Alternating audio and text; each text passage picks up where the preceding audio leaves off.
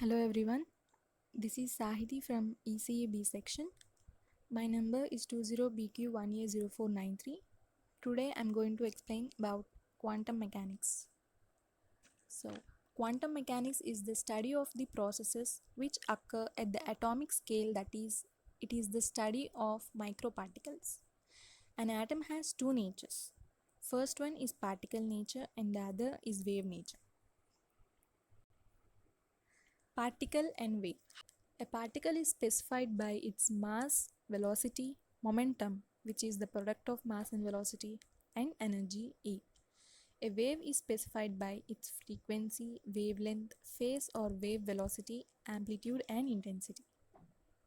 Expression for wavelength of matter wave. By applying Planck's relation, we know that E is equal to h by mv. According to Einstein's theory of relativity, E is equal to mc square. If a photon attains a mass of m during its motion with velocity v, then we can write hv is equal to mc square. Since the momentum of photon is p is equal to mc, then the above equation can be written as hv is equal to pc is equal to pv into lambda, since c is equal to v into lambda. Then lambda is equal to h by p, or lambda is equal to h by mv. This is the expression for wavelength of matter wave. Then expressing wavelength in terms of kinetic energy, accelerating potential, and temperature. First, if a particle is accelerated through kinetic energy Ek, then Ek is equal to half mv square, that is equal to p square by 2m. Then p is equal to square root of 2 into m into Ek. Then lambda is equal to h by root 2 into m into Ek. Second, if the particle is accelerated through potential V, P is equal to square root of 2 into m into q into V. And then lambda is equal to h by square root of 2 root mqv. When a particle is accelerated with the help of thermal energy, then its energy can be written as Ek is equal to 3 by 2 into k into T. Here, k is called Boltzmann constant, which is equal to 1.38 into 10 to the power of minus 23 joules per Kelvin. And T is the absolute temperature. P is equal to square root of 3 into mkt. And then wavelength lambda is equal to h by square root 3 mkt. And Schrodinger's time independent equation. So, if a particle is said to have wave properties, then there should be some sort of properties that is proven by Schrodinger's. Consider a system of stationary waves associated with the particle. Let x, y, z be the coordinates of the particle, and xi is the wave displacement for the de Broglie waves at any time t. Now we can represent it as dou square psi by dou t square is equal to v square into dou square xi by dou x square plus dou square xi by dou y square plus dou square xi by dou z square, that is equal to v square into del square into xi, where del square is equal to dou square by dou x square plus dou square by dou y square plus dou square by dou z square. Here del square is called Laplacian operator and v is the wave velocity.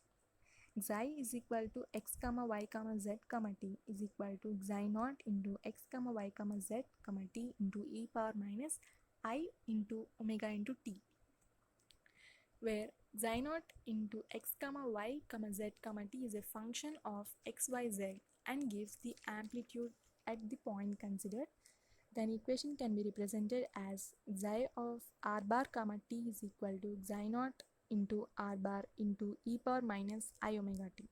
Differentiating the above equation twice, we get dou square xi by dou t square, which is equal to minus omega square xi naught into r bar into e power minus I omega t, which is also equal to minus omega square into xi.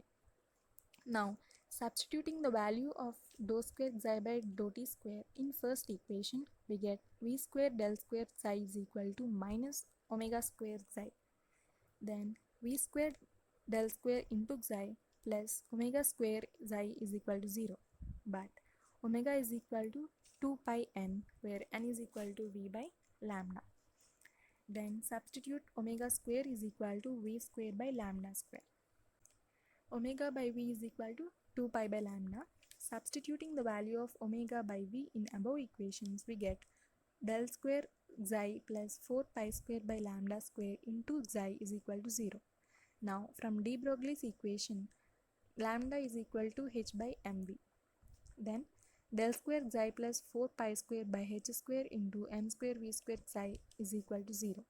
If E and V are the total and potential energies of particles respectively, then its kinetic energy half mv square is given by half mv square is equal to E minus V.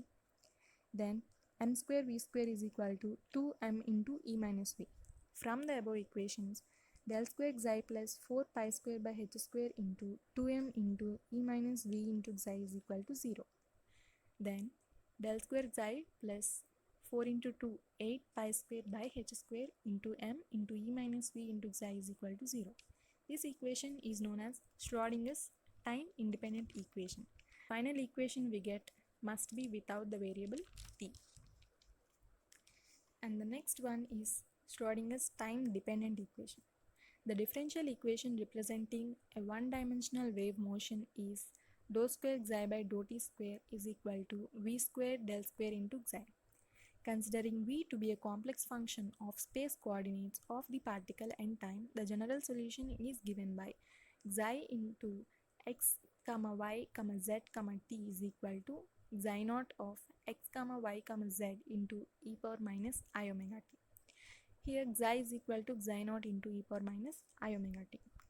Differentiating the above equations with respect to t partially on both sides, we get dou xi by dou t is equal to xi naught into minus I omega into e power minus I omega t. Xi naught into minus I omega is 2 pi v e into e power minus I omega t. And then minus 2 pi I v into xi. Here xi is equal to xi naught into e power minus I into omega into t. Then substitute E is equal to h mu, that is mu is equal to E by h. Substitute this V value in this equation, we get minus 2 pi I into E by h xi, which is equal to minus I into E by h into xi. Finally, we get E xi is equal to I into h bar into dou xi by dou t. Substituting this E xi value in Schrodinger's time independent wave equation, we get del square xi plus 2m by h bar square into I h bar dou xi by dou t minus v xi is equal to 0. Del square xi is equal to minus 2m by h bar square into I h bar into dou xi by dou t minus v into xi minus h square by 2m into del square xi plus v into xi is equal to I into h bar into dou xi by dou t. The above equation is known as Schrodinger's time dependent wave equation. As it is dependent on time, there is a variable t in the final equation.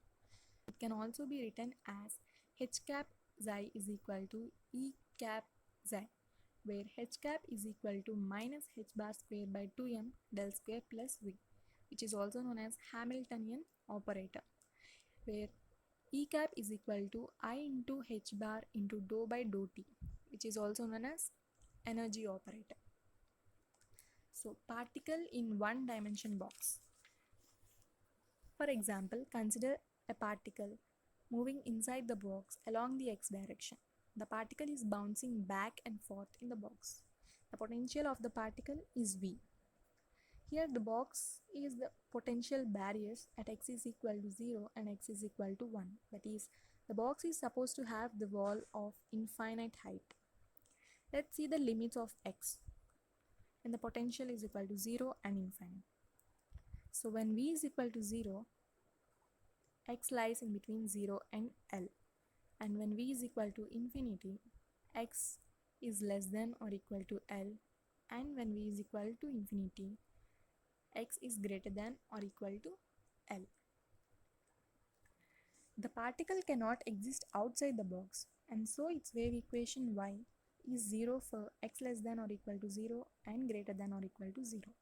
The Schrodinger equation now becomes dou square xi by dou x square plus 8 pi square m by h square into e into xi is equal to 0. Let us assume it as first equation. Putting this 8 pi square me by h square is equal to k square in equation 1, we get dou square xi by dou x square plus k square xi is equal to 0. Assume this as second equation. Now the general solution of equation 2 is xi is equal to a sin kx plus b cos kx. The boundary conditions can be used to evaluate the constants a and b. Here v is equal to 0 at x is equal to 0. Hence the constant b value is 0. And v is equal to 0 at x is equal to L. Hence 0 is equal to a sin kl. Here we get kl is equal to n pi or k is equal to n pi by L. Thus xi naught into x is equal to a into sin n pi x by L. Here substitute these values in the above equations, we get En is equal to k square h square by 8 pi square m, which is equal to n square pi square h square by L square into 8 pi square into m. Finally we get En is equal to n square h square by 8 into m into L square. Here En is called eigenvalue corresponding. Va is called wave function. The probability that the particle is found inside the box can be written as from the limit 0 to L, xi star xi is equal to 1. Then a square into integral of 0 to L sine square of n pi x by L is equal to 1. It gives a square into integral 1 minus cos 2 n pi x by L into dx is equal to 1. Then a square into, on integrating this factor, we get the value as L by 2, which is equal to 1. Then a is given as square root of 2 by L. The normalized wave equation of the particle is xi n is equal to square root of 2 by L into xi sine of n pi x by capital L. Detection of matter waves. A wave associated with the motion of a material particle is known as a matter wave. Experiments which support wave nature are Davison and Germer's diffraction experiment. Second one is G.P. Thomson experiment. Let us discuss about Davison and Germer's experiment. The apparatus in this experiment are electron gun G. Electrons are produced by electronic beam of known velocity. The beam of electrons which are produced are of more velocity. Other one is tungsten filament. Electrons are emitted due to thermionic emission because tungsten filament heated to a high temperature. This is the schematic diagram of Davison's and Germer's experiment. The beam of electrons is directed to fall on a single crystal of nickel known as target T. The angular distribution of electrons diffracted in different directions is measured by Faraday cylinder. A retarding potential is maintained between the two isolated walls so that only fast moving electrons coming from the electron gun may enter into it. Then the cylinder was moved on circular scale, and for a given accelerating voltage V, scattering curve showed a peak in the curve. With accelerating potential 54 volts and theta is equal to 50 degrees, according to de Broglie's, lambda is equal to 12.26, that is equal to 1.67 angstroms. From X-rays, it is known that a nickel crystal acts as a diffraction grating with a grating space d is equal to 0.909 into 10 to the power of minus 10. We have diffracted electron beam at theta is equal to 50 degrees. Corresponding Bragg's angle is 65 degrees. Bragg's formula is theta is equal to 180 minus 50 by 2, which equals 65 degrees. According to Bragg's formula, 2d sin theta is equal to n lambda. By substituting the values, we get lambda is equal to 1.65 angstrom units, which is almost equal to 1.67 angstroms. So as the two values are in good agreement, hence confirms the de Broglie concept of matter waves. Next, moving on to G.P. Thomson experiment. The apparatus here are filament F is heated by passing electric current through it using low tension battery B1. The electrons are emitted by filament due to thermionic emission. These electrons are then accelerated under a high potential difference of 10 kilowatts to 50 kilowatts applied to cylinder. A fine beam of electron coming out of the anode A is made to fall on a thin foil of thickness 10 power minus 6 centimeters of a metal like gold, silver, etc.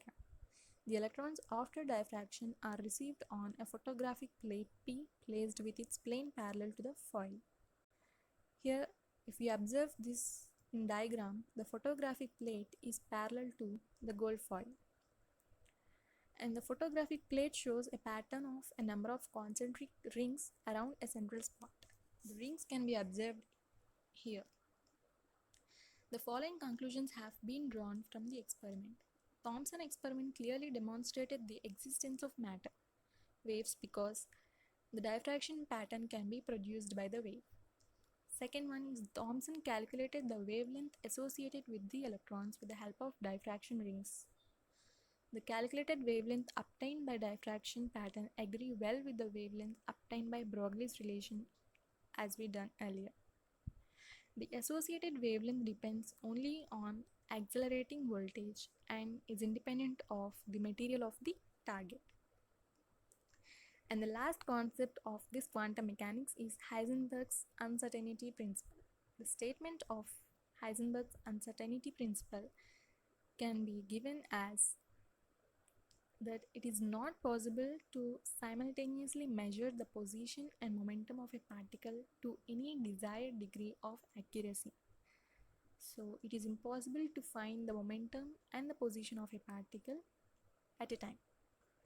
It is represented as delta p into delta x greater than or equal to h by 4 pi. Thank you.